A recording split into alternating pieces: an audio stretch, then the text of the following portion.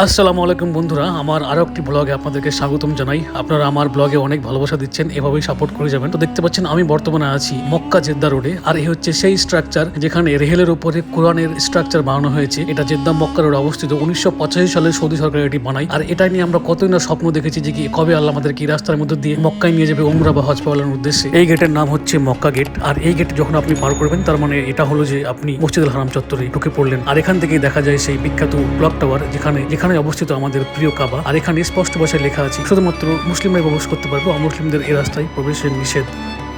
বর্তমানে আমি মক্কাতে পৌঁছে গেছি। বাড়ি থেকে বেরিয়েছিলাম এহরাম পরেই নিয়াত করে। তো যেহেতু আমরা জেদ্দায় থাকি, তো জেদ্দাটা মক্কা এরিয়ার মধ্যে পড়ে বলে আমাদেরকে আলাদা করে মিকাতে গিয়ে আমাদেরকে এহরাম পরে নিয়াত করতে হয় না। এবং বর্তমানে আমরা পৌঁছে গেছি সেই আমাদের অন্তরে বাস করা কাবা ঘরের চত্বরের একদম। আপনাদেরকে অনুরোধ করবো আমার ভিডিওটি সম্পূর্ণ দেখার জন্য। আমি গুরুত্বপূর্ণ তথ্য উমরা সম্বন্ধে বর্ণনা করব। আল্লাহ যদি চায় পরবর্তী ক্ষেত্রে যদি আপনারা কোনোদিন উমরা করতে আসেন তাহলে হয়তো আপনাদের কাজে লাগতে পারে। উমরা হলো ইসলামের একটি গুরুত্বপূর্ণ ইবাদত, যা মুসলিমদের জীবনে আধ্যাত্মিক শুদ্ধি এবং আল্লাহর নৈকট্য লাভের একটি মাধ্যম। এটি হজের মতোই পবিত্র, কিন্তু হজের চেয়ে সহজ এবং যে কোনো সময় করা যায়। যদি আপনি উমরা করার পরিকল্পনা করেছেন বা শুধুমাত্র জানতে চান তাহলে এই ভিডিওটি আপনার জন্য। উমরা, যাকে ছোট হজে বলা হয়, কাবায় মক্কা শরীফে গিয়ে সম্পাদন করা হয়। এটি ইসলামের 5টি স্তম্ভের মধ্যে হজের সাথে সম্পর্কিত, কিন্তু এটি ফরজ নয়, এটি সুন্নত বা নফল ইবাদত। দেখুন কাবার চত্বরে কি সুন্দর ব্যবস্থাপনা। একদিকে জোর তালে প্রচন্ড মানুষ আপন আপন ধ্যানে মগ্ন, ঠিক সেই সময়তেই এখানে চলছে তার পরিষ্কার পরিচ্ছন্নের কাজ। আমার গ্রামের 3 ভাই সৌদি আরবে থাকে, তো তাদের সঙ্গে মিলে আমি বর্তমানে উমরা করছি। আপনি যদি ভারত বা বাংলাদেশ থেকে উমরা করার জন্য সৌদি আরবে আসেন তাহলে বলবো বাড়ি থেকেই পাক পবিত্র হয়ে এহরাম পরে আসার জন্য, কারণ প্লেনের মধ্যেই পাইলট ঘোষণা দেয় যখন মিকাত পার হয়, সেক্ষেত্রে প্রত্যেককে নিয়াত করতে হয়। আর যেহেতু আমরা সৌদি আরবের জেদ্দাতে আছি, তাই আমাদেরকে আলাদা করে মিকাতে যাওয়া লাগেনি। আমরা বাড়ি থেকেই সমস্ত রকম প্রস্তুতি নিয়ে এহরাম পরে নামাজ পড়ে নিয়াত করে আমরা বেরিয়ে গেছি।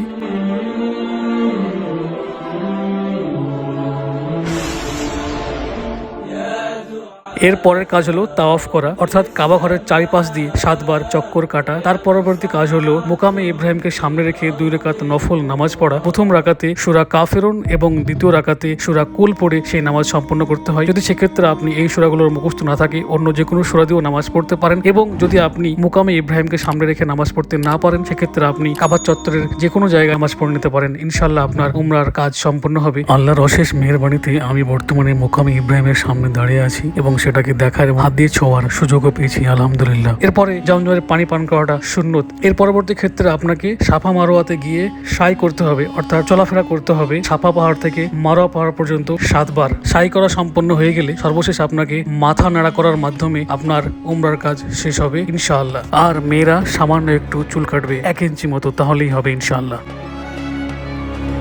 আপনাদেরকে আরো জানিয়ে রাখি, কাবা ঘরে তাওয়াফ করার সময় শুরু করতে হয় হাজার আওয়াসাদ পাথর থেকে বা কালো পাথর থেকে বা জান্নাতি পাথর থেকে। এই জান্নাতি পাথর হলো এমন এক পাথর, সেখানে যদি কেউ চুমু দিতে পারে তার সমস্ত গুনাহ সেই পাথর শুষে নেয়। কিয়ামতের দিন আল্লাহ ওই পাথরকে চোখ দিবে, ঠোঁট দিবে, মুখ দিবে। ওই পাথরে যারা যারা চুমু দিয়েছে, কিয়ামতের দিন আল্লাহর সামনে ওই পাথর তাদের হয়ে সুপারিশ করবে। আপনি কি জানেন প্রতিদিন 120টা রহমত নাজিল হয় এই কাবা ঘরকে কেন্দ্র করে? যারা কাবা ঘরকে তাওয়াফ করে তাদের জন্য 60টা রহমত, যারা কাবা ঘরের সামনে নামাজ পড়ে তাদের জন্য 40টা রহমত, এবং যারা শুধুমাত্র কাবা ঘরের দিকে তাকিয়ে থাকে তাদের জন্য 20টা রহমত। সুবহানাল্লাহ।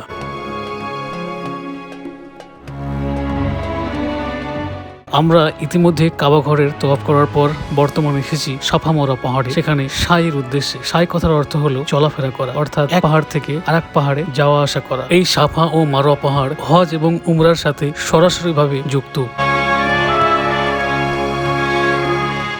হজ এবং উমরার অংশ হিসাবে এই 2 পাহাড়ের মাঝে আসা যাওয়া করতে হয়, আর এই আসা যাওয়াকেই সাই বলা হয়। হজ ও উমরায় সাই করা ওয়াজিব। সাফা ও মারোয়া পাহাড়ের মধ্যবর্তী স্থানে নির্দিষ্ট নিয়মে সাই করতে হয়। এটি আল্লাহ তাআলার নিদর্শন সমূহের অন্যতম।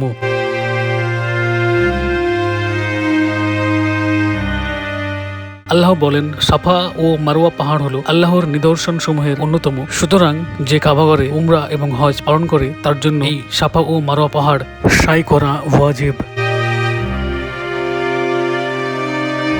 সাই পায়ে হেঁটে সম্পন্ন করতে হয়। যদি কোনো ব্যক্তি সাই পায়ে হেঁটে সম্পন্ন করতে না পারে তাহলে তার জন্য অন্য ব্যবস্থা রয়েছে, হুইল চেয়ারের ব্যবস্থা আছে। এখানে তার মাধ্যমেও আপনি উমরা বা হজের সময় সাই সম্পন্ন করতে পারেন। কিন্তু বিনা কারণে কেউ যদি বাহন ব্যবহার করে, সেক্ষেত্রে তার জন্য দুম্বা কুরবানি করা ওয়াজিব হয়ে যায়।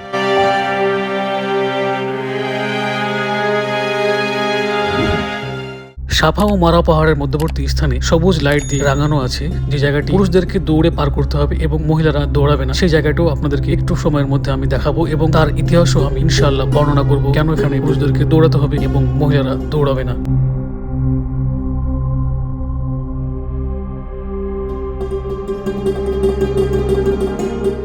মনে রাখবেন, সাফা মারোয়া অতিক্রম করার সময় এত জোরে দৌড়াবেন না যে আপনার সঙ্গী বা সাথে থাকলে সে যেন হারিয়ে যায়, কারণ এখানে সর্বোত্তম সময়ের জন্য ভিড় থাকে ব্যাপক পরিমাণ, আর সেজন্য এখানে হারিয়ে যাওয়ার চান্সও অনেক বেশি। আমাদের সামনের মাথার উপর দিয়ে যে ব্রিজটি গেছে ওটা দিয়ে দেখতে পাচ্ছি কোনো ভিআইপি ব্যক্তিকে নিয়ে যাওয়া হচ্ছে, হয়তো উমরা করতে বা অন্য কোনো কাজে এখানে এসেছিলেন।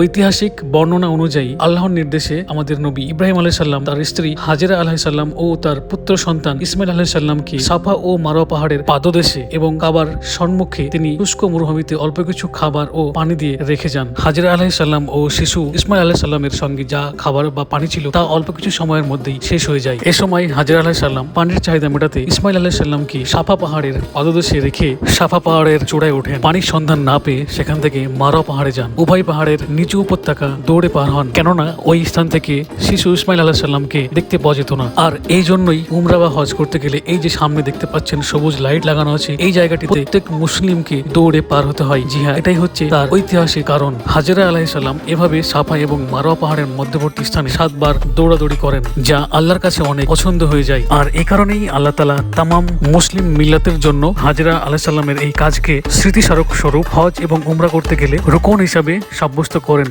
অর্থাৎ ওয়াজিব করে দেওয়া হয়। জি হ্যাঁ, আর এই কারণেই প্রত্যেক মুসলিমকে সাফা এবং মারোয়া পাহাড়ের মধ্যবর্তী স্থানে সাই করতে হয় বা চলাফেরা করতে হয়, যেখানে পুরুষরা সবুজ চিহ্নিত স্থানে দৌড়ে পার হবে এবং মহিলারা সাধারণভাবে হেঁটে পার হবে। ওই সবুজ চিহ্নিত স্থানে নারীদেরকে দৌড়াতে হয় না, তার কারণ হলো হাজেরা আলাইহিস সালামের দৌড়ানোর বদলতে এবং তার সম্মানে আল্লাহ তাআলা কিয়ামত পর্যন্ত সমস্ত নারীকে দ্রুত চলাফেরা করার থেকে অব্যাহতি দিয়েছেন। হাজেরা আলাইহিস সালাম উভয় পাহাড়ের মাঝখানে 7 বার দৌড়াদৌড়ি করার পর যখন শিশু ইসমাইল আলাইহিস সালামের কাছে ফিরে আসেন, তখন তিনি দেখতে পান শিশু ইসমাইল আলাইহিস সালামের পায়ের নিচ থেকে মাটি ফুটে পানির ধারা প্রবাহিত হচ্ছে। হাজেরা আলাইহিস সালাম সেই পানির প্রবাহকে থামানোর জন্য বালি এবং পাথর দিয়ে থামানোর চেষ্টা করেন এবং বলতে থাকেন জমজম জমজম, অর্থাৎ থামো। আর তখন থেকেই পানির এই উৎস কূপটি জমজম কূপ নামে পরিচিত। এভাবেই তৈরি হয় আল্লাহর এক অশেষ মেহেরবানিতে জমজম কূপ। আর এই পানিকেই বলা হয় জমজম পানি, যা দুনিয়ার সবচাইতে বিশুদ্ধ পানি, যাতে আছে বহু রোগের প্রতিকার।